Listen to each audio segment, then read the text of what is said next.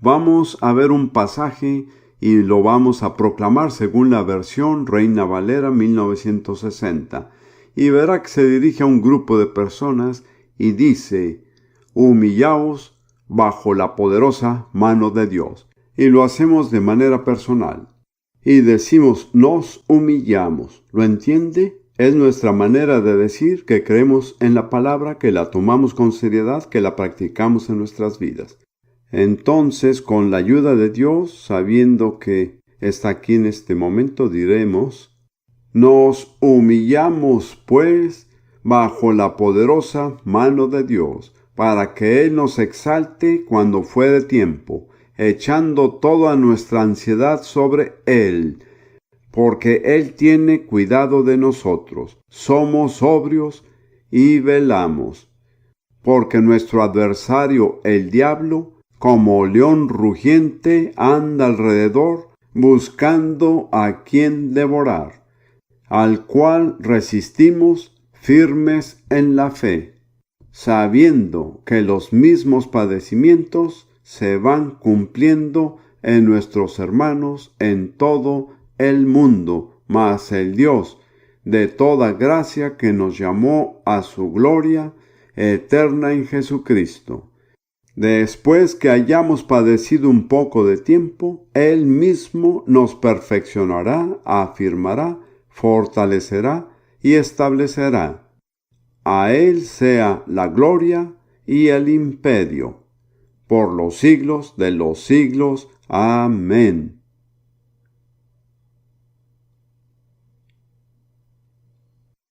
En las reuniones de esta noche hemos tratado el tema del fin o de los últimos días. Vamos a continuar con eso. Anoche cité las palabras del más grande profeta hebreo. El pueblo hebreo ha producido un linaje de profetas maravillosos, pero hay uno que lo supera a todos, y su nombre es Jesús. Y estudiamos lo que creo que es su más grande discurso profético, que pronunció desde el Monte de los Olivos en vísperas de su martirio. Está registrado en Mateo 24, en Marcos 13 y en Lucas 21. Esta noche quiero avanzar desde ahí y, con la ayuda del Señor, presentar una especie de cuadro general de lo que será la condición del mundo en los últimos tiempos. Esto, creo yo, es algo que nos concierne a todos. Tenemos que entender la clase de situación en la que vivimos, porque no es una situación fácil. No va a ponerse más fácil y, de hecho, se va a poner peor. Tenemos que estar preparados. Lo primero que debemos tener presente es que la situación mundial tiene más de un lado en los tiempos finales. Hay un lado positivo y un lado negativo. El bien, que es maravilloso, y el mal, que es espantoso. Y estos coexisten simultáneamente en el mundo actual.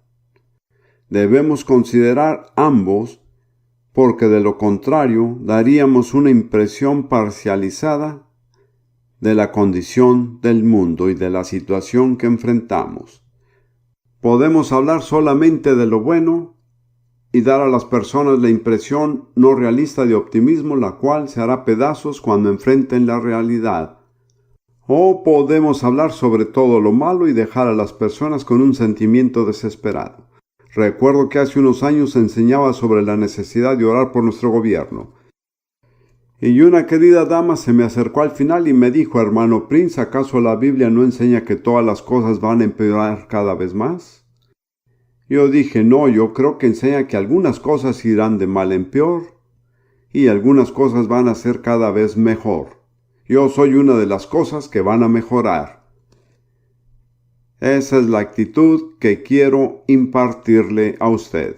Y veremos algunos pasajes de las Escrituras que resaltan este contraste entre el bien y el mal. Empezaremos con Isaías 60, versículos 1 a 3, que está dirigido principalmente a Sión.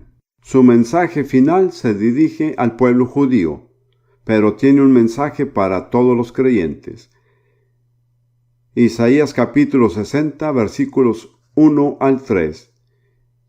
Levántate, resplandece, porque ha venido tu luz, y la gloria de Jehová ha nacido sobre ti.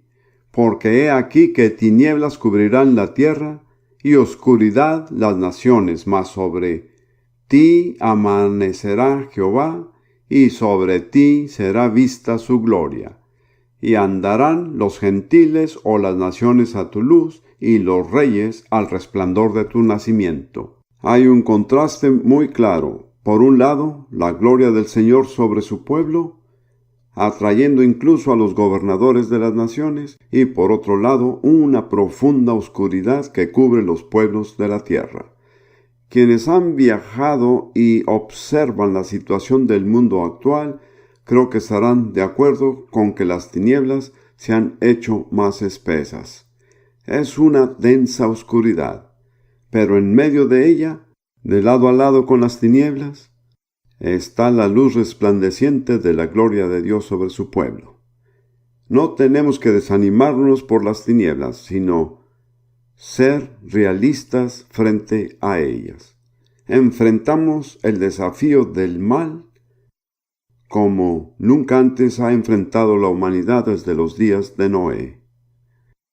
Luego en Mateo 13, no lo leeré, pero en los versículos 24, 30 y 37, Jesús enseña la parábola del trigo y la cizaña. La cizaña, según entiendo, es un tipo de planta similar al trigo, pero no produce fruto. Es un tipo de maleza. Y en esta parábola, un hombre sembró buena semilla en su campo, pero su enemigo vino en la noche y sembró cizaña. A su debido tiempo, cuando creció el trigo, la cizaña creció entremezclada. Y los siervos del hombre, que era el dueño del campo, dijeron: ¿qué hacemos? ¿Quieres que arranquemos la cizaña? Él dijo: no, porque si lo hacen, arrancarán parte del trigo también. Déjenlos crecer juntos hasta la cosecha. Entonces enviaré mis siervos, y ellos arrancarán la cizaña. Esa es una imagen de lo que llamamos cristiandad. No es el mundo entero, sino el mundo que profesa el cristianismo. El trigo son los creyentes verdaderos, la cizaña son los cristianos falsos. Se ven como ellos, pero no llevan fruto. Y recuerde lo que Jesús dijo: por sus frutos los conocerán. No por su profesión, no por sus dones, no por sus palabras, sino por su fruto. Creo que esa es la situación de la cristiandad hoy día. El trigo y la cizaña están creciendo juntos. Y Dios en su sabiduría no va a arrancar la cizaña hasta que la cosecha esté completa. Así está la situación. Y usted decide si es un trigo o cizaña. La decisión debe basarse en la clase de fruto que usted produce en su vida. Y Jesús dice que la cosecha es el fin del siglo. Al final de los tiempos, Dios arreglará esa situación. Como pastor, y yo pienso que muchos pastores han sentido lo mismo, hay ocasiones en las que pienso y digo: vamos a arrancar la cizaña. Estoy cansado de esa gente que profesa creer, pero no produce fruto. Sin embargo, Dios en su sabiduría no me delegó ese trabajo. De hecho, lo reservó a los ángeles. Un hecho interesante de la agricultura, o como quiera llamarlo, la agronomía, es que las mismas condiciones climáticas que maduran al trigo, maduran a la cizaña. Y creo que nos acercamos a un tiempo de gran madurez, tanto en el trigo como en la cizaña. Si usted me pregunta qué clase de condición en el mundo propicia el crecimiento tanto del trigo como de la cizaña juntos, mi respuesta sería permisividad. Creo que vivimos en una generación que es increíblemente permisiva. Las personas permiten casi cualquier cosa, pero también es cierto en la iglesia. Hace 50 años uno no veía tanta gente con las manos en alto, aplaudiendo, danzando por los pasillos. Básicamente, el cristianismo era considerado un asunto muy sombrío. Tenía que sentarse de cierta manera, usar un tipo específico de lenguaje, no emocionarse, ser muy sobrio, muy sobrio. Pero todo eso ha cambiado. Algunos de ustedes nunca vivieron esa época, no pueden imaginarse cómo era. Pero hoy todo está permitido. Puede ver toda clase de espectáculos, puede ver gente haciendo piruetas en la plataforma y decir, esto es maravilloso. Entonces, recuerde que las mismas condiciones climáticas que permiten que la maldad prospere son las que permiten a los cristianos ser libres. Y creo que en cierto sentido, por la permisividad, cada uno de nosotros decidirá qué va a permitir. ¿Cómo aprovecharé la permisividad que hay en el mundo actual? Y esto es una cosa horrible. Pero ayer lo leí en el diario. Puede que algunos de ustedes lo hayan leído. Había una pareja en el tren aquí en Inglaterra que estaba teniendo relaciones sexuales en el vagón. Y había muchas otras personas en el vagón. Pero nadie protestó hasta que la pareja empezó a fumar. Eso para mí es un claro ejemplo de permisividad. Quiero decir, no es imaginación ni idea de alguien, es una realidad en la vida actual. Las playas nudistas son permitidas en muchos lugares del mundo. Ese es un ejemplo de permisividad. Pero para nosotros supone un desafío. ¿Qué vamos a permitirnos? ¿Vamos a darle gusto a nuestro apetito carnal? ¿O vamos a satisfacer la libertad que tenemos en el Espíritu Santo? Es lo uno o lo otro. Y luego, en Apocalipsis 22, justo antes de terminar la Biblia, hay una imagen de la situación que precede al regreso del Señor.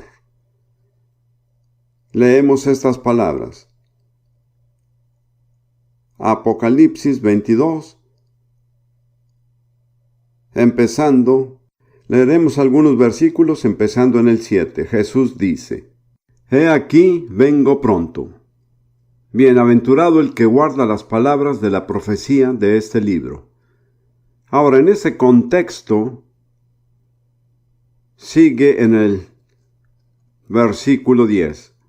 No selles las palabras de la profecía de este libro, porque el tiempo está cerca. Quiero señalar que esto sucede justo antes de la venida del Señor. Luego dice, y estas son palabras asombrosas, el que es injusto, sea injusto todavía, y el que es inmundo, sea inmundo todavía, y el que es justo, practique la justicia todavía, y el que es santo, santifíquese todavía. ¿Se da cuenta de esta palabra? Dice, el que es injusto, sea injusto todavía. El que es inmundo, sea inmundo todavía. Es como si el Señor dijera, no queda mucho tiempo. Si quiere vivir festejando a lo grande, hágalo ahora porque no queda mucho tiempo. Si quiere demostrar su maldad, demuéstrala ahora. Eso es lo que estamos viviendo. El que es injusto va a seguir siendo injusto. El que es impuro va a ser más impuro. Pero el que es justo va a ser más justo. Y el que es santo va a ser todavía más santo. Es la separación de caminos. No habrá neutralidad.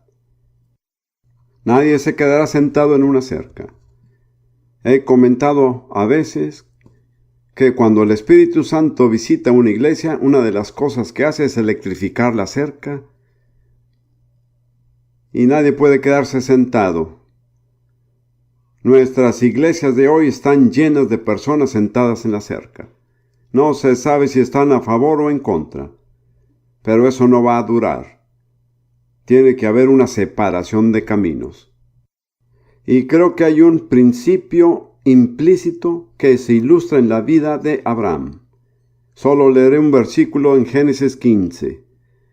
Dios había dicho a Abraham que él tendría descendientes como las estrellas, y que sus descendientes, la nación que saldría de él, la nación de Israel, regresaría después de 400 años a la tierra de Canaán. Esta es la explicación que él da. Dice Abraham en el versículo 15 del capítulo 15. Dice lo siguiente: y tú vendrás a tus padres en paz, y serás sepultado en buena vejez, es decir, morirás, y en la cuarta generación tus descendientes Israel volverán acá, la tierra de Canaán, porque aún no ha llegado a su colmo la maldad del amorreo hasta aquí. En otras palabras, Dios dice: voy a encargarme de los amonitas, pero antes pasarán 4 generaciones. ¿Por qué? Porque la iniquidad, la maldad de los amonitas todavía no ha llegado al colmo. Uno de los principios con Dios es que Él recoge la cosecha cuando está completa. Tanto la cosecha de justicia como la cosecha de maldad. Por eso, al ver tanta maldad en el mundo hoy, podríamos preguntarnos por qué Dios no hace algo. La respuesta es que está esperando hasta que la cosecha esté completa. Creo que la cosecha completa de maldad va a ser algo verdaderamente estremecedor.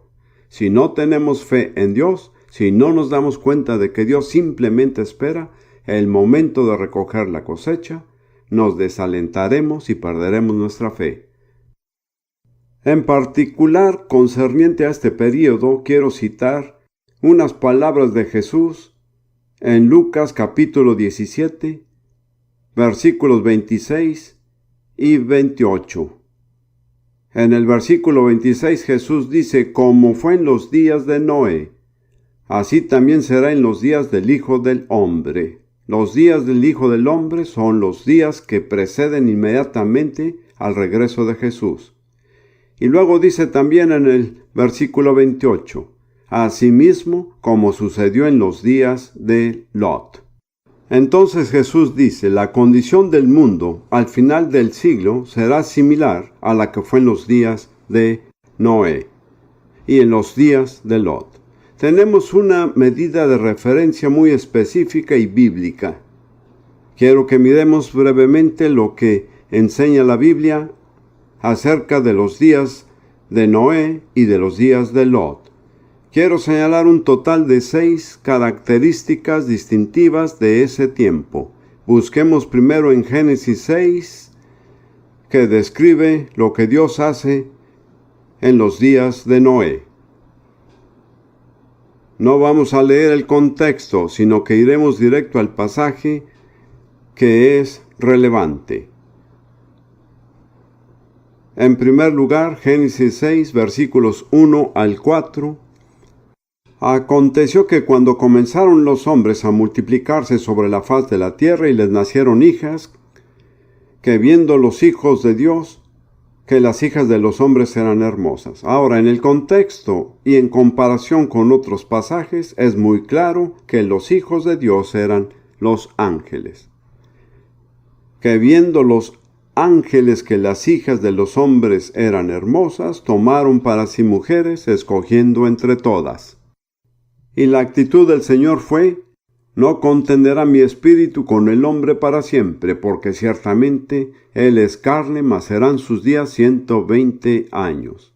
En otras palabras, Dios fijó un límite de 120 años antes de arrasar toda esa situación de maldad humana. Pero lo que provocó la decisión de Dios fue la mezcla de seres angelicales en relación sexual con mujeres humanas. He enseñado que en la Biblia hay ciertos límites que Dios ha fijado y cuando esos límites se infringen, el juicio no tarda en venir. Cuando estos seres angelicales violaron los límites entre el cielo y la tierra, esto precipitó el juicio de Dios. Esto se describe tanto en Judas como en Segunda de Pedro. Es muy claro. Por otro lado, habiendo sido estudiante de los clásicos y del latín y del griego, y hay muchos diferentes relatos en esa literatura de seres sobrenaturales que tuvieron relaciones con seres humanos, y yo diría que eso está bien documentado en los relatos seculares. Y luego el comentario es que había gigantes en la tierra en esos días, pero la palabra hebrea es nefilim, que está directamente relacionada con el verbo hebreo caer, que es nefal. Así que en realidad no significa gigantes, sino seres caídos, ángeles que habían caído de su posición celeste y habían cohabitado con mujeres humanas. Y luego dice, y también después, que se llegaron los hijos de Dios a las hijas de los hombres y les engendraron hijos. Estos fueron los valientes que desde la antigüedad fueron varones de renombre. La palabra griega es héroes. La mitología griega abunda en historias de héroes y de seres como Zeus, quien se presentó a Leda en forma de un cisne. Quiero decir que todo esto se conforma con los registros seculares. Dado que algunos de ustedes pueden abrigar dudas al respecto, quiero señalar que la frase «los hijos de Dios» aparece 3 veces en el libro de Job. Y en todas se refiere a seres angelicales. Job 1:6 dice, un día vinieron a presentarse delante de Jehová los hijos de Dios, entre los cuales vino también Satanás. Esta es una escena en el cielo, no en la tierra. Y a propósito, ¿se da cuenta cómo Satanás se coló entre ellos? Es muy interesante esa revelación porque Satanás tenía acceso directo a Dios. En lo personal creo que nadie se percató de Satanás excepto el Señor, porque fue transformado, como dijo Pablo, en un ángel de luz. Pero el Señor dijo, Satanás, ¿qué haces aquí? Y él se inventó una respuesta muy insolente. He estado recorriendo la tierra observando todo lo que ocurre. El libro de Job es un libro sorprendente. No tengo tiempo de entrar en eso, pero Rudy y yo acabamos de terminar de estudiarlo y algunas cosas nos asombraron. Más adelante en Job 2:1 dice, aconteció que otro día vinieron los hijos de Dios para presentarse delante de Jehová. Y Satanás vino también entre ellos presentándose delante de Jehová. Una vez más los ángeles vinieron a reportar qué habían hecho. Y también se presentó Satanás, como ves, típico de él. Actuó como si nada hubiera pasado. He estado recorriendo la tierra, observando lo que ocurre. No se fijen de que soy un rebelde. No, eso es lo mismo que hacen los rebeldes hoy día. Todavía tienen la idea de, heme aquí, estoy bien, sigo haciendo lo que siempre hago. Solo no hablen del hecho de que le he dado la espalda a Dios y he demostrado ser desleal y deshonesto. Y luego en Job 38:7 tenemos un último pasaje. El Señor le habla ahora a Job y él le hace algunas preguntas que Job no puede contestar. Él dice en el versículo 4, ¿dónde estabas tú cuando yo fundaba la tierra? Y luego dice en el versículo 6, ¿sobre qué están fundadas sus bases? ¿O quién puso su piedra angular? Cuando alababan todas las estrellas del alba y se regocijaban todos los hijos de Dios. Esta escena fue antes de que entrara en escena la humanidad. Cuando Dios estableció los cimientos de la tierra, todas las estrellas del alba. Eso es maravilloso. ¿Se han imaginado a las estrellas de la mañana cantando de gozo? Y a todos los hijos de Dios, los ángeles, aplaudiendo la obra maestra de la creatividad de Dios. Solo menciono esto porque quiero señalar que en los días de Noé hubo una infiltración de un reino satánico entre los seres humanos. Creo que eso es precisamente lo que está sucediendo hoy en día. El serio problema moral que enfrentamos se remonta a esa fuente primaria que es la infiltración satánica. De ahí se desprendieron otros problemas, así que iremos a Génesis 6, versículo 5. Y vio Jehová que la maldad de los hombres era mucha en la tierra, y que todo designio de los pensamientos del corazón de ellos era de continuo solamente el mal. ¿Cuál es la esencia del problema ahí? Es una vida de pensamientos corrompidos. La vida de la humanidad estaba envenenada. Yo digo que lo mismo sucede hoy. Las mentes de las personas están envenenadas de los medios, envenenadas por la pornografía, envenenadas por la televisión. Probablemente la televisión ha sido el principal instrumento de Satanás para envenenar las mentes de los británicos. Como verá, yo puedo recordar cuando no había televisión. Las personas pensaban diferente, hablaban diferente, tenían normas diferentes. La mayoría de personas en la actualidad no se da cuenta de que sus estándares morales se han deteriorado por la televisión.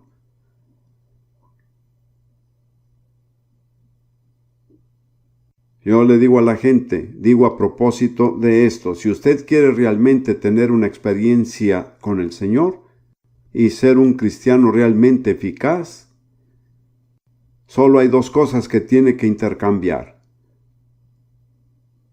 Se trata de la cantidad de tiempo que pasa con la Biblia y el tiempo que pasa frente al televisor. Nada más, intercámbienlos y se convertirá en un super cristiano.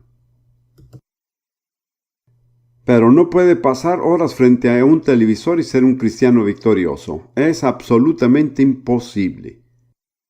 Puede que ni siquiera se dé cuenta de cuán envenenada está su mente, cuán deteriorada está su moral. No estoy contra la televisión, solo estoy diciendo que elija. Si quiere envenenarse, adelante, pero recuerde, al final será usted el que sufra.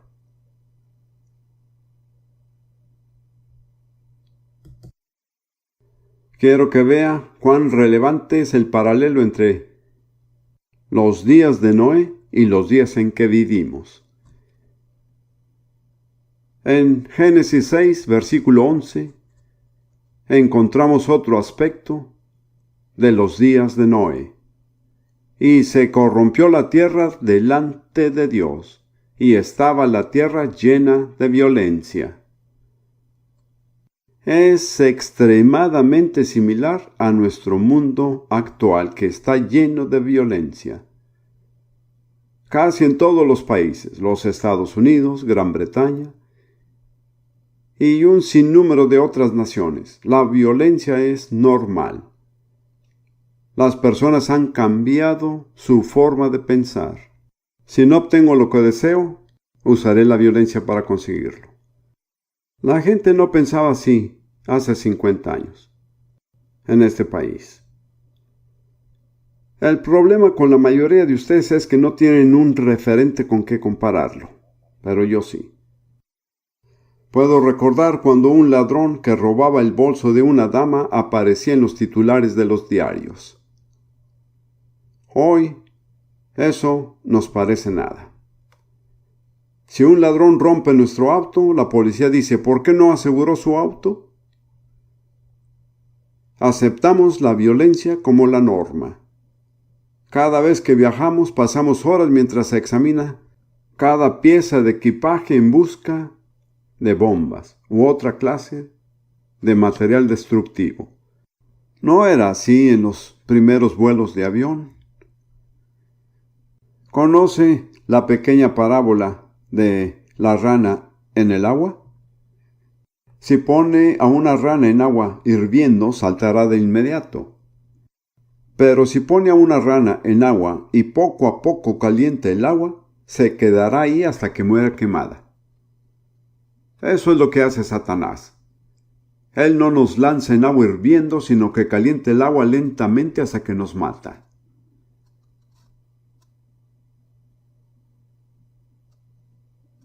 ¿Es real lo que estoy diciendo? ¿Corresponde a la situación actual?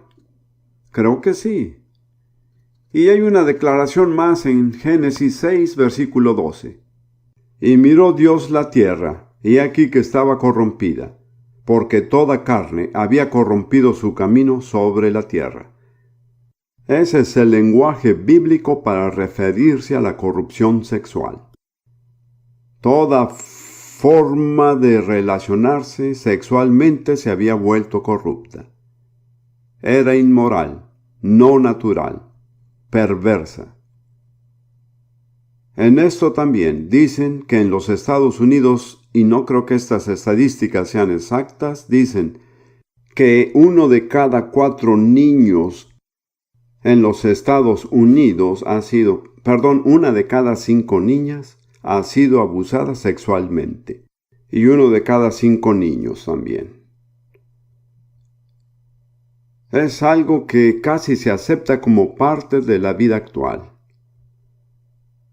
Puedo decirle que he ministrado en iglesias en las que he descubierto perversión sexual en el liderazgo. Y aún así siguen dando la misma apariencia exterior de cristianismo. Hay otra característica de los días de Lot. En Génesis 19,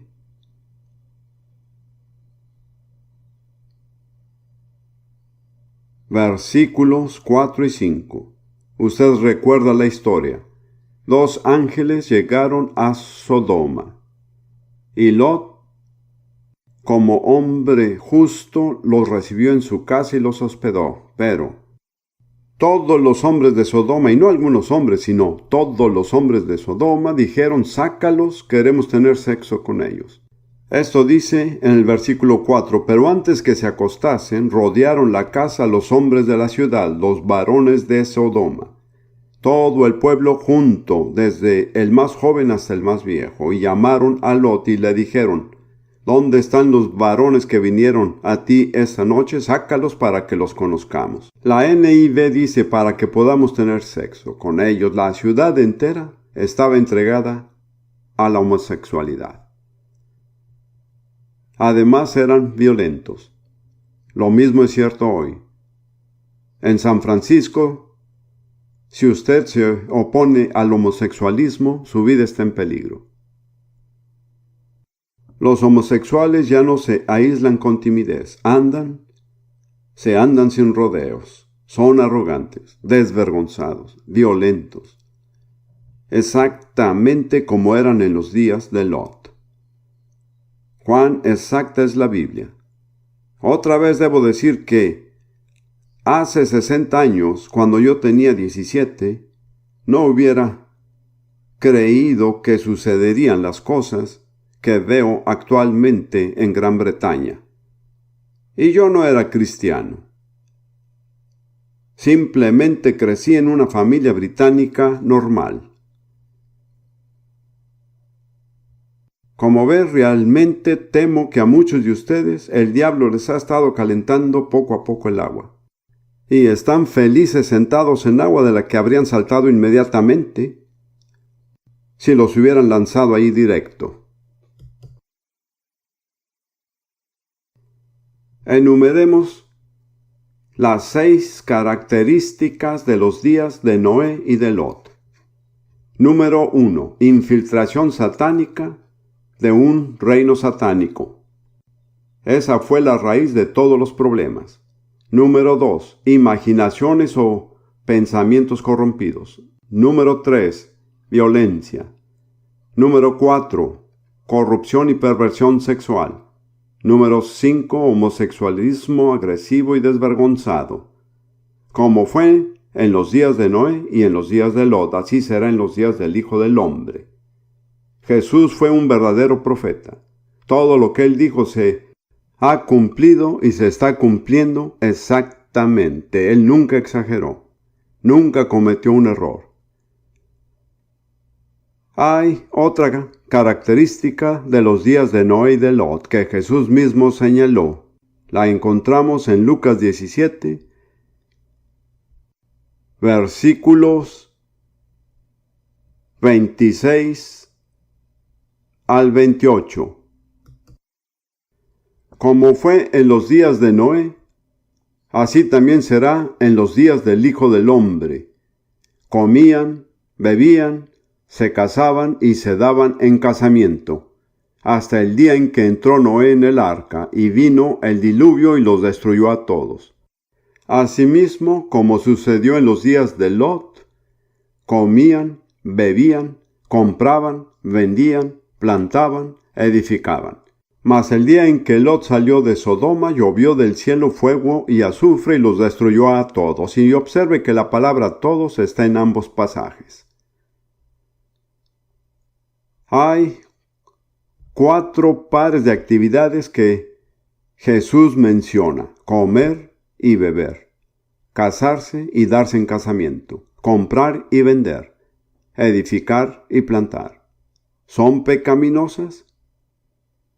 No, en esencia no hay nada pecaminoso en sí en esas actividades. Aún así provocaron la caída de las personas en los días de Noé y de Lot. En una palabra, ¿cuál era el problema? Le daré mi respuesta: materialismo. De hecho, estaban tan ocupados en actividades totalmente permitidas que no se dieron cuenta de lo que estaba sucediendo. Perdieron su sensibilidad espiritual. Solo se ocupaban en los asuntos temporales: comer, beber, casarse, darse en casamiento, comprar, vender, edificar, plantar. Mi percepción personal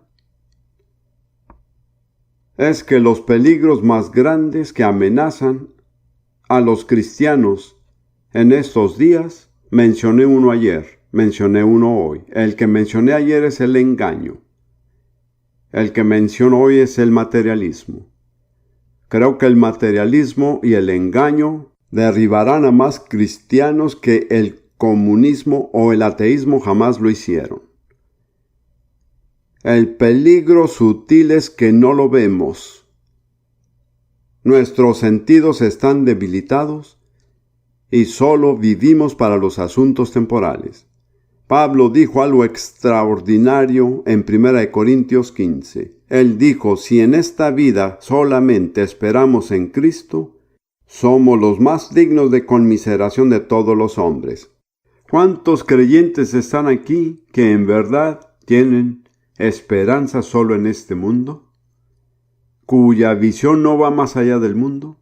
¿Y cuánta enseñanza existe hoy día acerca de cómo prosperar, cómo volverse rico, cómo ser saludable y exitoso, y cómo tener un buen matrimonio? Todo eso es legítimo. Pero si para eso vivimos, no estamos viviendo en el reino de Dios. He observado que Jesús y los primeros predicadores no andaban diciendo a las personas cómo solucionar sus problemas, que es probablemente la forma de enseñanza más popular en la iglesia hoy. Hay una infinidad de problemas y siempre hay un libro que le dirá cómo solucionarlos. Y Jesús, hay una metodología de aproximarse a las personas para descubrir una necesidad percibida y satisfacerla, y encuentran quien lo haga. Jesús no andaba por ahí descubriendo necesidades percibidas. Él anduvo por todas partes declarando que hay un rey en el cielo y que él tiene un reino. Y si quiere estar en su reino, tiene que cumplir con sus condiciones. La primera es arrepentirse. Una palabra que ha desaparecido del vocabulario de muchos predicadores.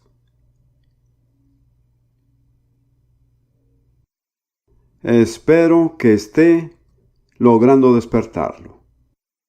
Hay dos palabras para referirse a la visitación de Dios a la iglesia. Una es avivamiento, la otra es despertar. Creo que la iglesia en este país, como en muchos otros países, necesita con urgencia un despertar. Las personas están dormidas en sus sillas, cantando himnos mientras duermen. Alguien realizó una encuesta en Estados Unidos acerca de pastores y ministros y el tiempo promedio que pasan en oración en una semana era de 7 minutos. Esto es lo que ellos mismos dijeron, no algo que les obligaron a decir. ¿Cuánto tiempo pasa usted en oración? No me responda.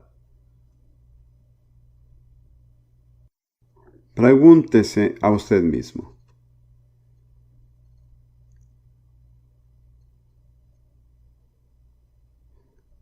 Otra observación que haré, y es algo de lo que me he percatado hace poco leyendo la Biblia. Creo que la prueba más dura que enfrentan los cristianos, y nunca adivinaría lo que voy a decir, pero es la prosperidad. Es asombroso cuán pocos cristianos pueden sobrevivir a la prosperidad. Creo que Dios da la prosperidad, pero es una prueba. Pensaba en los reyes de Israel y realmente no hay uno solo que haya sobrevivido totalmente a la prosperidad. David sufrió una terrible caída, pero gracias a Dios se levantó. Salomón fue el más próspero de todos los reyes y terminó como un idólatra. Puede examinar los otros, yo no lo haré, pero uno tras otro hicieron un poco de bien, pero no persistieron en ello hasta el final. Si hay un reto para mí en mi vida a esta edad es este: Señor, ayúdame a perseverar hasta el fin, a no bajar mis estándares, a no desviarme del camino estrecho. ¿Puede decir amén a esto? Dios tomará en serio ese amén, pero será bueno para usted también. Ahora, quiero ir al Nuevo Testamento brevemente. Y quiero mostrarle que el Nuevo Testamento en otro lenguaje dice lo mismo. En 2 de Timoteo, capítulo 3, versículos 1 al 5. Pablo dice, debes saber esto, o hay algo de lo que puedes estar seguro. Creo que la NBI tiene una excelente traducción, olvidé cuál es. También debes saber esto, que en los postreros días vendrán tiempos peligrosos. El comentario en el margen de esta versión dice, vendrán tiempos muy difíciles. ¿Cuántos de ustedes se dan cuenta de que vivimos en tiempos difíciles? Bueno, esa es la prueba de que la Biblia es verdad. ¿Cuál es el problema? ¿Qué causa esa dificultad? ¿Qué causa el peligro? Una cosa por encima de las demás, el deterioro del carácter del ser humano. Podemos encontrar toda clase de otras razones económicas, políticas, sociales, pero no son la raíz. El problema de raíz es el deterioro de la moral y del carácter del hombre. Ahí es donde la Biblia da su explicación. Y Pablo sigue, porque habrá hombres. Y enumera 18 defectos morales. Si tiene problemas en su vida y en su situación, recuerde que el problema de raíz es su carácter. Podrá resolver todos los problemas, pero no resolverá su problema. Esta es la lista. Y conforme la lee, quiero que piense en la sociedad en la que vive y diga cuánto de esto se aplica hoy. Porque habrá hombres amadores de sí mismos, avaros, vanagloriosos, soberbios, blasfemos, desobedientes a los padres, ingratos, impíos, sin afecto natural, implacables, calumniadores, intemperantes, crueles, aborrecedores de lo bueno, traidores, impetuosos, infatuados, amadores de los deleites más que de Dios. No quiero demorarme en esta lista, pero yo personalmente digo que he visto cada una de estas características en nuestra sociedad contemporánea. Y en cierta medida hace 50 años no era así. Yo diría que los 3 problemas de raíz son los que la gente ama. Se aman a sí mismos, aman el dinero y aman el placer. Verá, yo no creo que pueda existir un buen gobierno en ninguna nación donde la gente está obsesionada con el amor al dinero, porque cualquiera puede ser sobornado. Eso es cierto en los Estados Unidos, donde yo vivo y soy ciudadano. También soy ciudadano británico. Yo diría que tanto en Estados Unidos como en Europa, la verdadera justicia y un buen gobierno se han vuelto imposibles por causa del amor al dinero, porque las personas pueden ser compradas. Hubo una declaración en la prensa acerca del hijo de Margaret Thatcher, que recibió 10 millones de libras esterlinas por un contrato con Arabia Saudita. No sé si sea verdad, pero esas cantidades se lanzan así nada más al aire. Hace muchos años, antes de que Roma se convirtiera en un imperio, tenía la ciudad líder del mundo antiguo, y un rey del norte de África visitó la ciudad para verla. Su comentario final fue, se lo voy a dar en español: una ciudad para la venta si tan solo pudiera encontrar un comprador. Cada vez que visito los Estados Unidos pienso en esto y me digo, una nación para la venta si tan solo encontrar un comprador. Hay muchos árabes y japoneses que están comprando. Creo que lo mismo es cierto de Europa, un continente para la venta, si tan solo pudiera encontrar quien lo compre.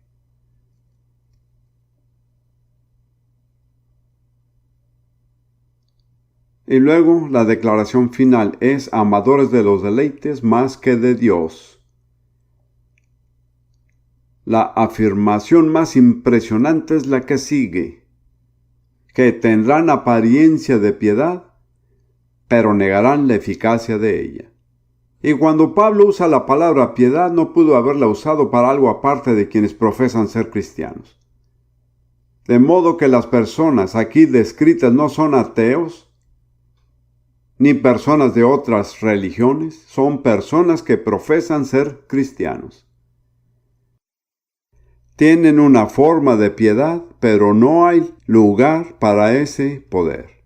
¿Cuál es el poder que niegan? El poder para cambiar vidas. ¿Cree usted que el Evangelio puede radicalmente cambiar a hombres y a mujeres desde su interior de tal modo que empiecen a odiar aquello que aman y a amar las cosas que odiaban? Yo no soy para nada perfecto. Puede preguntarle a mi esposa para que se lo confirme.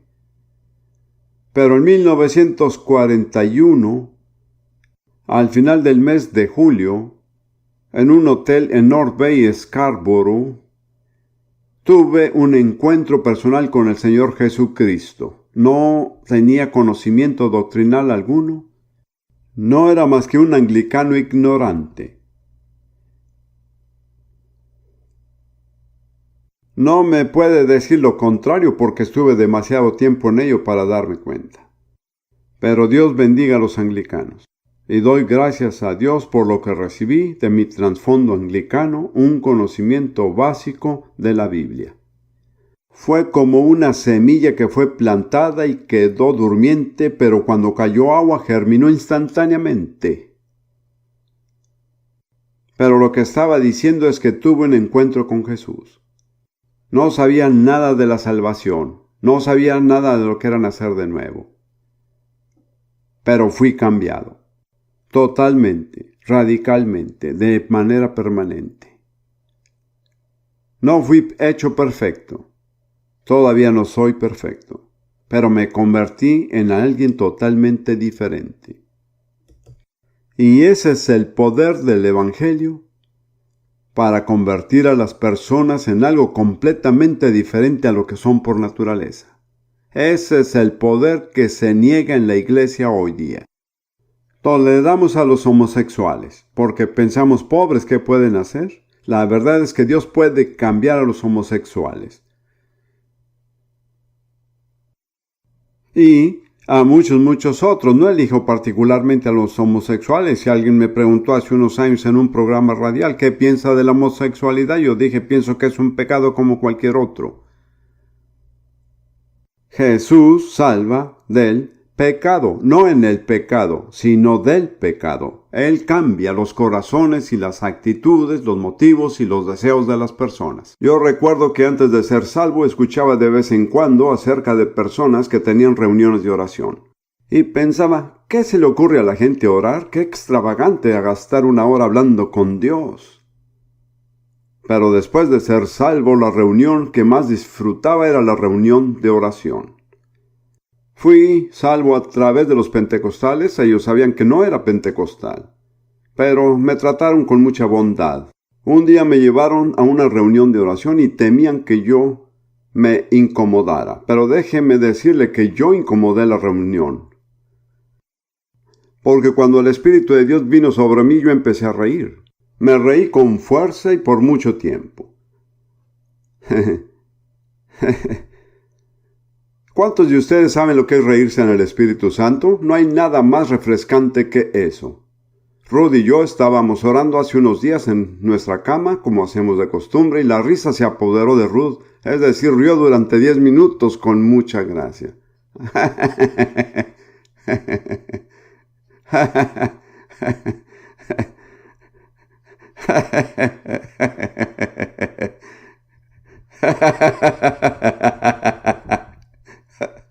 Aleluya, aleluya. Como sabe, Dios se ríe. Dios dice que Él se reirá de sus enemigos. En Dios la risa no es la reacción frente a lo cómico, sino la expresión del triunfo total.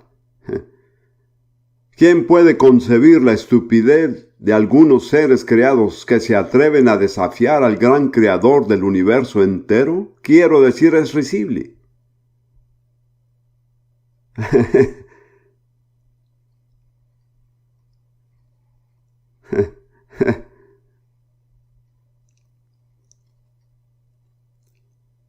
Algunos de ustedes piensan que es un poco extraño, lo sé. Hace 50 años hubiera pensado de eso. Pero cuando estoy entre pentecostales suceden toda clase de cosas extrañas. Le diré una cosa. El predicador hablaba sobre la visión que tuvo Isaías cuando vio al Señor.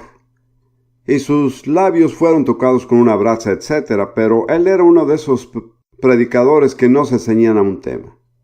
Empezó a pasar de un tema a otro, y yo estaba sentado tratando de descifrar qué estaba hablando. Y de algún modo llegó a describir la relación entre el rey Saúl y David, el joven pastor de ovejas. Con gran precisión señaló que el rey Saúl era más alto que David por una cabeza. Y a la mitad de su diálogo imaginario entre Saúl y David, él saltó a un banco sobre la plataforma y miró hacia abajo donde él estaba como David. Yo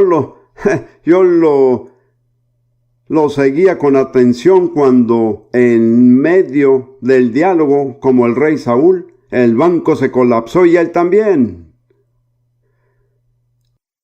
Esa fue mi introducción a los pentecostales.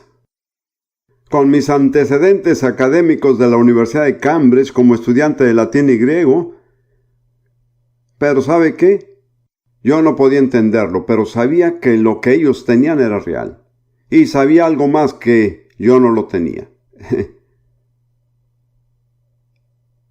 En realidad, como pentecostales o carismáticos, no tenemos que temer nada que el Espíritu Santo haga.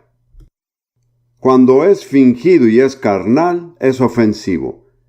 Pero cuando es la obra auténtica del Espíritu Santo, Él sabe qué hacer. Él sabe cómo tocar a las personas. Cuando el servicio terminó, hicieron un llamado. Yo nunca había estado en una iglesia donde hicieran un llamado. Para mí era ofensivo pedir a alguien que levantara su mano en público en una iglesia. Yo no entendía lo que estaban ofreciendo. Lo único en lo que pensaba era que eso debía ser lo que le pasó a Isaías. Entonces me quedé sentado en silencio, y no había música de fondo en esos días. Era todo muy modesto. Yo sabía que todos estaban enfocados en mí. Yo era un soldado en uniforme, y la mayoría de las presentes eran mujeres ancianas.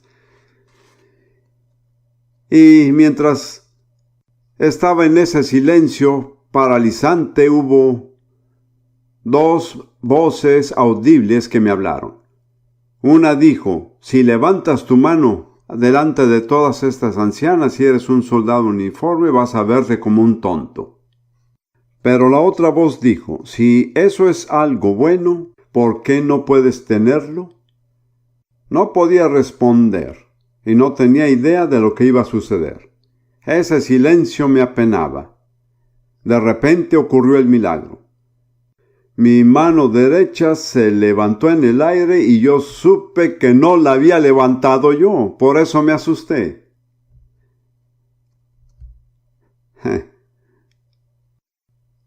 Entonces confía en el Espíritu Santo. Él sabe lo que hace. Bueno, solo quiero señalar, volviendo a 2 de Timoteo 3, que el origen de los problemas de este siglo es el mismo. Es una invasión oculta, pero está muy bien escondida. Todo el movimiento de la nueva era es ocultismo. Muchas personas no lo saben, pero lo es. Y lo mismo en este pasaje. Continúa en 2 de Timoteo 3, 8 y 9. Y de la manera que Janes y Jambres resistieron a Moisés, así también estos resisten a la verdad, hombres corruptos de entendimiento, réprobos en cuanto a la fe. Janes y Jambres eran dos magos que compitieron con Moisés en la corte del faraón. Detrás de la decadencia moral aparente estaba lo oculto, y siempre produce deterioro moral. Y luego, en el mismo capítulo, en el versículo 13, Pablo dice: mas los malos hombres y los engañadores irán de mal en peor, engañando y siendo engañados. Aquí la versión en inglés dice impostores, es decir, puedo dar fe de esto. Yo estudié griego desde que tenía 10 años. La palabra griega significa encantadores. Malos hombres y encantadores. Y los encantamientos han sido una práctica principal de los ocultistas, y lo son hasta hoy. Entonces la realidad dice: los malos hombres y los que practican el ocultismo irán de mal en peor. Quiero decir esto porque detrás de nuestros problemas está lo oculto, está la obra de Satanás.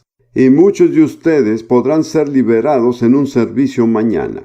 Y muchos de ustedes no se dan cuenta de que la raíz de sus problemas es algo oculto, ya sea por sus padres que participaron en ello, o está en su propia vida, o tuvo algún contacto con ello.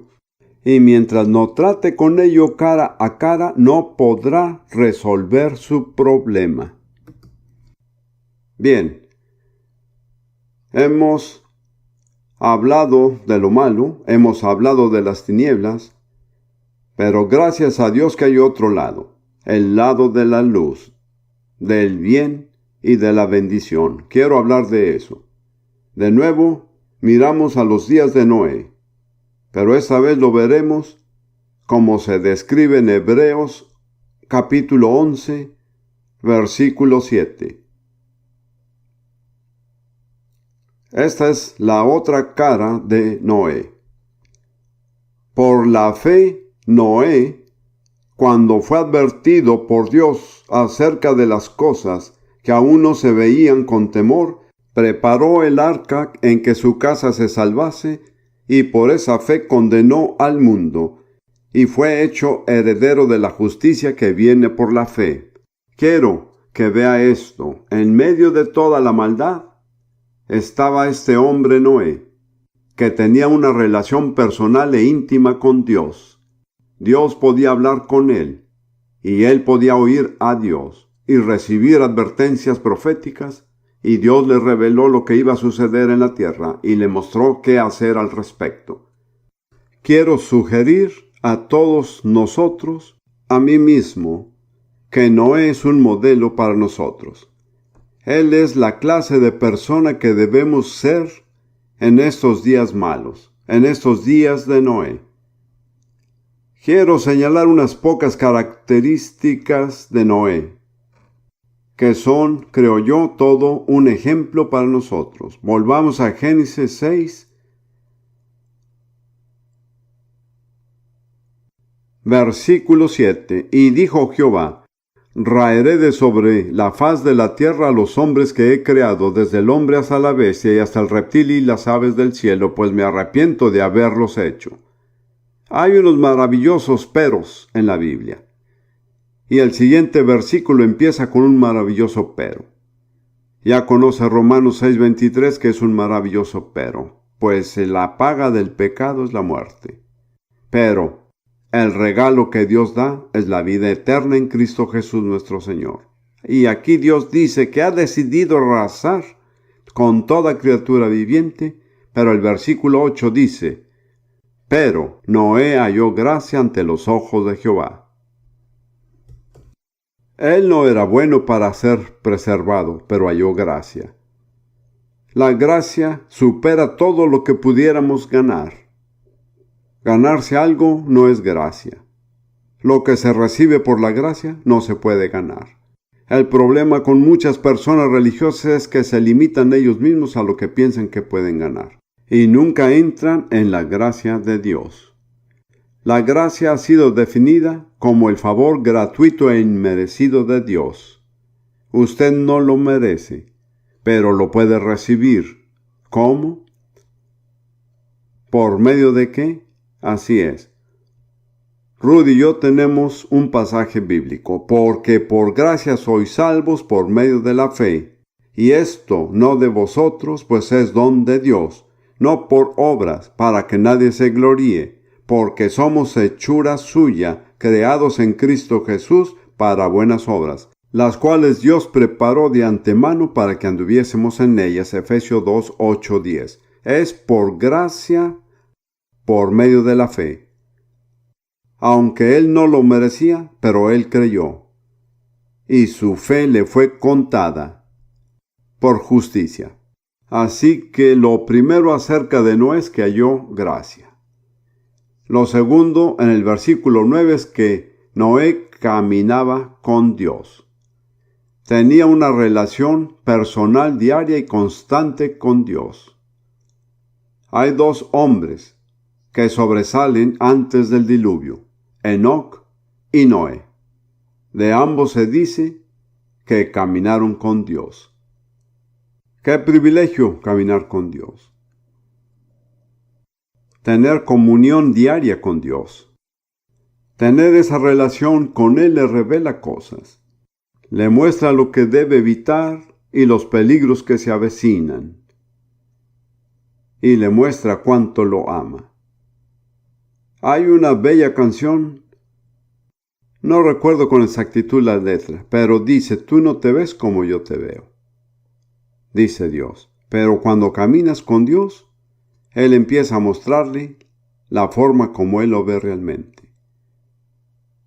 Y cuánto lo ama, a pesar de todos sus errores. Usted no puede ganarse el amor de Dios, pero puede recibirlo.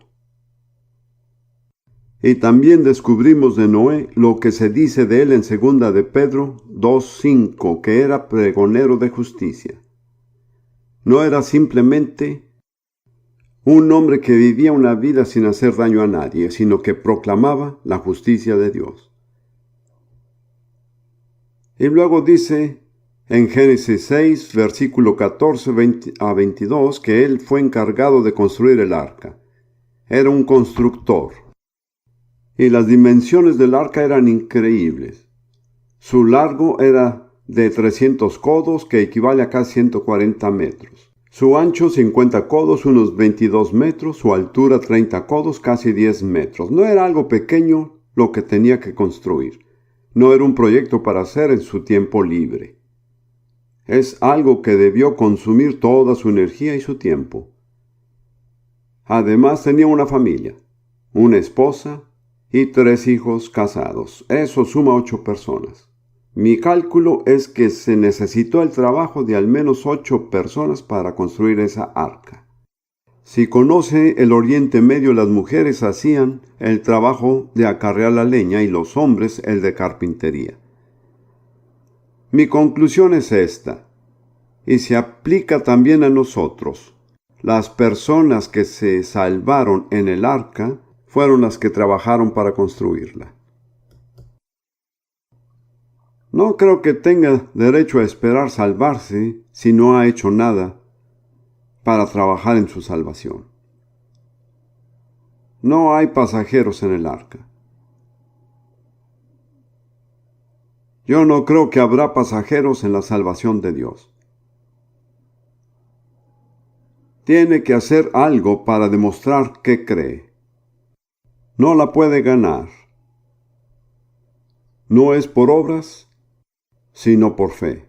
Pero la fe produce resultados en la vida de las personas. Y por último, y creo que esto es muy relevante en estos tiempos modernos, mire en Génesis 7, versículo 1. Dijo luego Jehová a Noé: entra tú y toda tu casa en el arca, porque a ti he visto justo delante de mí en esta generación. ¿Se dan cuenta, padres, que su justicia puede dar entrada a su familia en el arca? Dios no dijo: he visto que tu familia es justa. Él dijo: a ti te he visto justo delante de mí, trae a tu familia. ¡Qué gran desafío! Especialmente para los hombres. ¿Cuántos de ustedes han escuchado acerca del Dr. James Dobson? Él está haciendo un gran trabajo. Nunca lo he conocido personalmente. Pero me envió una vez un mensaje diciendo: he transmitido cientos de copias de sus mensajes sobre la paternidad. Y en ese mensaje yo subrayo que el padre es el responsable de su hogar. A veces predicamos una versión incompleta de la salvación, ¿lo sabe? Pero cuando el carcelero filipense dijo a Saulo y a Silas: ¿qué debo hacer para ser salvo?, él se refirió a él mismo. Pero Pablo dijo: cree en el Señor Jesucristo y serás salvo tú y tu casa. La salvación bíblica es una salvación para todo el hogar. Nos hemos vuelto tan individualistas en nuestra manera de pensar en esta generación que no nos damos cuenta de que Dios salvó hogares conforme a la fe del padre de familia. Algunos de ustedes, hombres, necesitan enfrentar sus responsabilidades. Algo que el Dr. Dobson cita de mis mensajes repetidamente es que el problema número 1 de los Estados Unidos son los hombres negligentes. Los hombres que evaden sus responsabilidades primordiales como esposos, padres y líderes en la iglesia.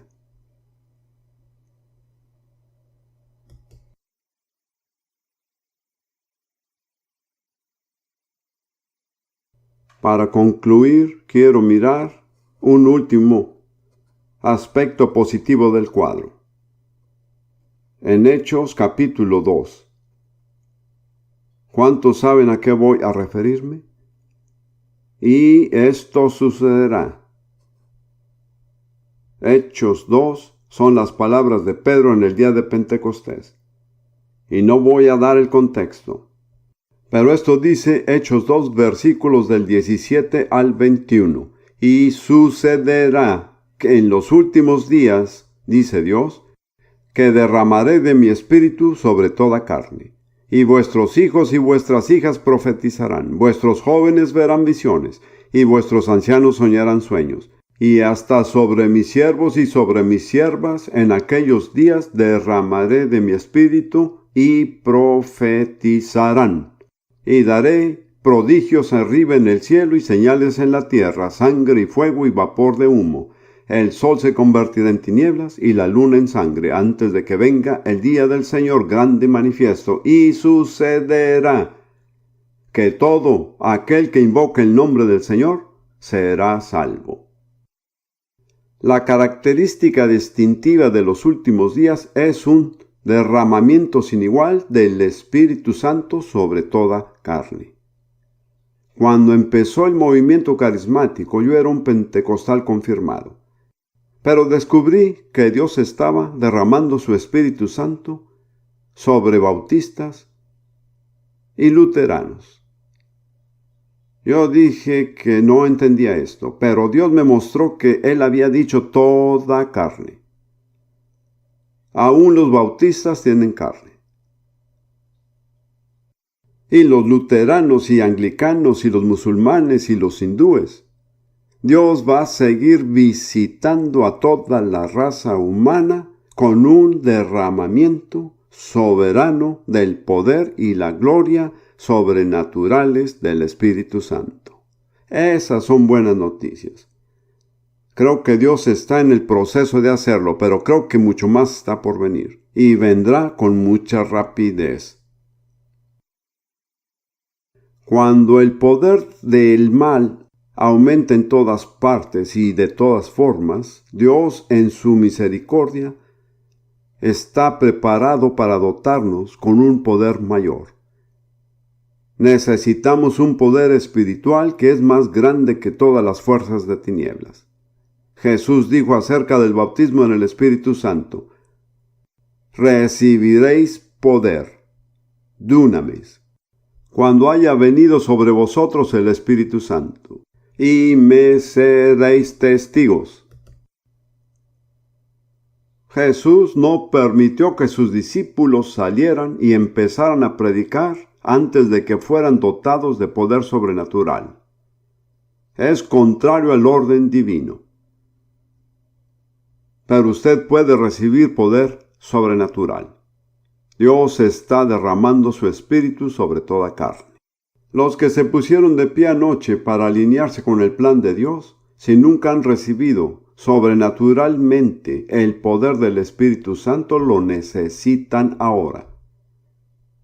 Y otros que quizá no estuvieron anoche y no respondieron, o quienes ya se han comprometido a servir al Señor, si nunca han recibido sobrenaturalmente el poder del Espíritu Santo, lo necesitan. También pueden recibirlo. Yo sé que hay ministros que han visto a miles de personas. Bueno, yo he visto a 4,000 personas recibir el Espíritu Santo simultáneamente. Fue un espectáculo maravilloso. El sonido fue como el sonido de muchas aguas. Y luego les dije, si pueden hablar en lenguas, ¿por qué no cantar en lenguas también? No es más difícil. Y lo hicieron. ¿Por qué no usted también? No tiene que quedarse atrás. No tiene que volverse nada. Aparte de ser un hijo de Dios, no tiene que ser pentecostal, ni carismático, ni nada más. Solo tiene que comprometerse a amar y a servir al Señor Jesús. Y tener hambre y sed. Le diré cuáles son los requisitos para recibir el bautismo del Espíritu Santo. De hecho, se los leeré. Son muy sencillos, no complicados. En Juan capítulo 7, versículo 37 y los que siguen. El Evangelio dice esto: en el último y gran día de la fiesta, Jesús se puso de pie y alzó la voz: si alguno tiene sed, venga a mí y beba. El que cree en mí, como dice la Escritura, de su interior. Bendito sea Dios, otra versión bíblica dice, de sus entrañas. Yo recuerdo estar sentado en la iglesia y pensar que era un poco incómodo hablar de sus entrañas. Pero déjeme decirle, cuando recibí el bautismo yo supe dónde empezó. Empezó en mis entrañas. De su interior correrán ríos de agua viva. Esto dijo del Espíritu que habían de recibir los que creyesen en él. Pues aún no había venido el Espíritu Santo, porque Jesús no había sido aún glorificado. Aquí habla de los creyentes que reciben el Espíritu Santo. Hay 3 requisitos sencillos. En primer lugar, si alguno tiene sed. Ese es el principal requisito. Querer más de Dios de lo que tiene en el presente. Si usted piensa que lo tiene todo y que está muy bien, ¿por qué debería Dios darle más? ¿Alguna vez ha estado verdaderamente sediento? Yo serví en el desierto de Egipto en la Segunda Guerra Mundial y a veces el agua escaseaba. Le diré, cuando usted tiene sed, solo hay una cosa en la que piensa, y es en beber. Jesús dijo, si usted está sediento, si solo hay una cosa que usted desea, que es el poder sobrenatural del Espíritu Santo, entonces usted califica. No tiene que citar las Escrituras. No tiene que ser capaz de predicar sermones. Solo tiene que tener sed. Ese es el requisito número 1. Requisito número 2. Venir a mí, dice Jesús. Solo hay uno que bautiza en el Espíritu Santo, y ese es Jesús. Si usted quiere el bautismo, tiene que venir al que bautiza. Ese es el requisito número 2, venir a Jesús. Número 3. Este es tan sencillo que las personas suelen equivocarse. Y beba. Nadie ha bebido jamás con la boca cerrada. Y nadie ha sido bautizado jamás en el Espíritu Santo con su boca cerrada.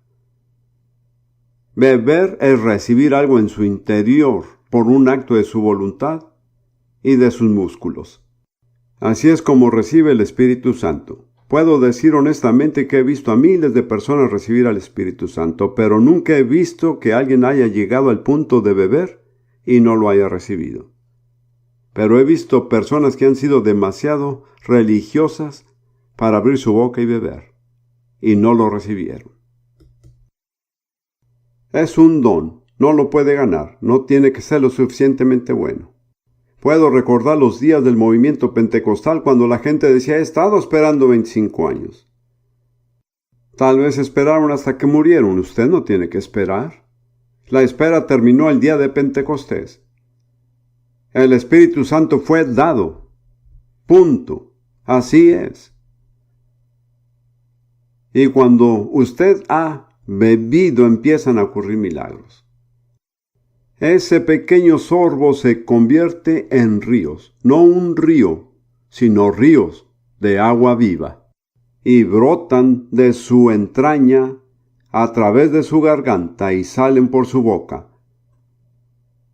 Jesús dijo en Mateo 12:38, de la abundancia del corazón habla la boca. Cuando su corazón está lleno hasta desbordarse, la válvula de desagüe es su boca. Y cuando es una fuente sobrenatural, será un desbordamiento sobrenatural. Hablará un lenguaje que nunca ha aprendido y que no entiende. Tal vez por primera vez en su vida usará su lengua para el propósito por el cual Dios le dio una lengua, que es glorificar a Dios. Y cada palabra que habla por el Espíritu Santo glorificará a Dios. Entonces, ¿qué les parece? ¿Cuántos esta noche dicen, hermano Prince, no he recibido esa experiencia sobrenatural? Pero realmente quiero servir al Señor y seguirle. Esta noche estoy sediento. ¿Me ayuda? Será un placer. Haga una cosa. Póngase de pie y venga. Al frente. Quien quiera que sea, sediento, usted quiere ser bautizado en el Espíritu Santo. No le dé pena.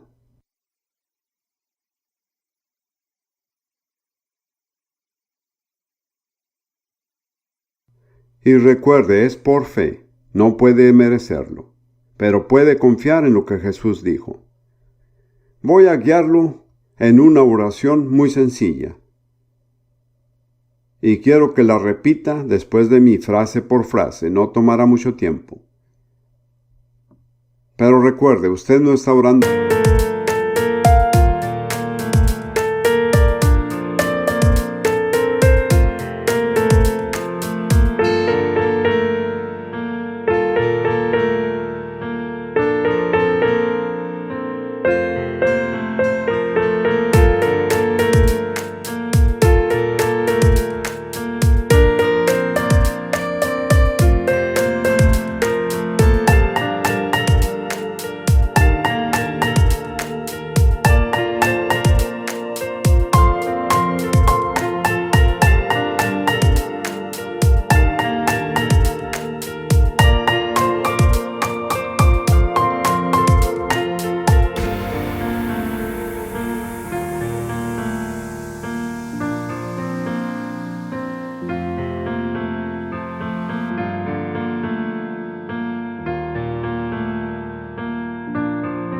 A mí, está orando al Señor Jesús, que es quien bautiza. Y cuando haya dicho estas palabras, terminaré pidiéndole que dé gracias por la fe. Yo crecí en una época en Gran Bretaña cuando se le daba una galleta a un niño y el niño daba gracias antes de recibirla. ¿Recuerda esos tiempos? Así que cuando pida al Espíritu Santo, usted le dará gracias antes de recibirlo. ¿Está bien? Eso es fe. Cuando haya dicho amén, ese será el fin de la oración. No siga orando porque mientras usted siga hablando en su propio idioma, no puede hablar en otro. Cuando diga la oración, solamente abra su boca y empiece a respirar en el Espíritu Santo. Olvídese de todo y de todos. Luego, simplemente empiece a hablar. Dice que en el día de Pentecostés ellos empezaron a hablar. El Espíritu Santo no hablará por usted, pero si usted habla, Él le dará las palabras. Es una cooperación entre lo humano y lo divino. Nosotros estamos de su lado, queremos que tenga la victoria. Entonces no se avergüence. Si se pone un poco emotivo, tal vez lo necesite. Tal vez solloce y llore. Le diré por qué esto sucede. Porque hay algo en su interior que se llama su espíritu, que ha sido contristado muchas veces, pero nunca ha tenido la oportunidad de expresarse. Está callado dentro de usted, pero cuando viene el Espíritu Santo, Él libera eso. Y tal vez llore por cosas que sucedieron en su infancia. No apague al Espíritu, no lo reprima. Él sabe lo que hace. Él conoce todo acerca de cada uno.